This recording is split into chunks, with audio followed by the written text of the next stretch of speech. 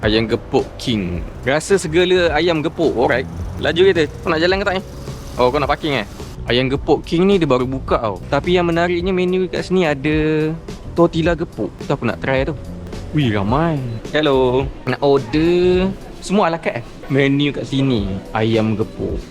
Ni lah tortilla gepuk kan. Boleh lah nak order ayam gepuk satu dengan tortilla gepuk satu. Sambal biasa ke pedas ke? Biasa. Boleh lah tambah terung goreng dengan telur goreng. Air gapo dia?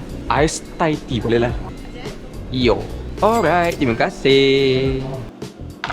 Ayam gepuk. Ini tahap kepedasan dia biasa sebab tak tahan pedas. Ada ayam, timun, kobis. Ni apa benda? Terung, sambal, gajus, telur mata dengan nasi. Sebenarnya nak pakai sudu ni tapi ramai orang cakap kena pakai tangan bau sedap. Ni sambal dia. Bumbu gajus. Banyak agak ada bagi. Ayam, telur. Ui. Sambal sikit dan terung sikit. Ini tahap kepedasan sambal dia ada 3 level. Aku ambil paling biasa sekali lah. Sini bukan setakat ada ayam gepuk. Ada talapia gepuk, keli gepuk dengan tortilla gepuk. Aku tak pernah dengar tortilla gepuk. Ayam gepuk kan biasa diorang makan ada tahu dengan tempe kan. Tapi ni tak ada. Tu satu kelainan lah dekat situ. Tortilla gepuk. Dia ada sekali dengan kobis goreng, sambal dengan bumbu kacang dia. Pedas ke ah?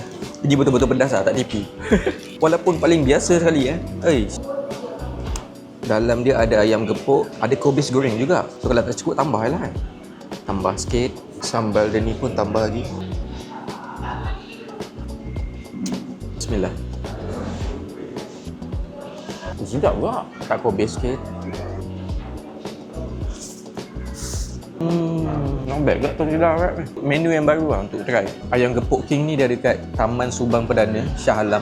Dia baru buka 3 minggu. Cawangan pertama ni. Kenyang. Menarik juga tortilla gepuk. Boleh lah try. Ayam gepuk king. Aku suka dia punya tortilla gepuk. Tapi dia punya sambal pedas. Macam mana orang macam aku nak hidup kalau macam biasa pun tak boleh tahan. Aduh. Tapi bagus lah Ayam gepuk kat sini dia menyatukan. Tapi orang cakap kalau macam India ataupun Cina datang kat kedai Melayu, maksudnya tempat tu sedap lah. Approve lah, approve. Okay, sedap. Boleh repeat lagi next time. Alright.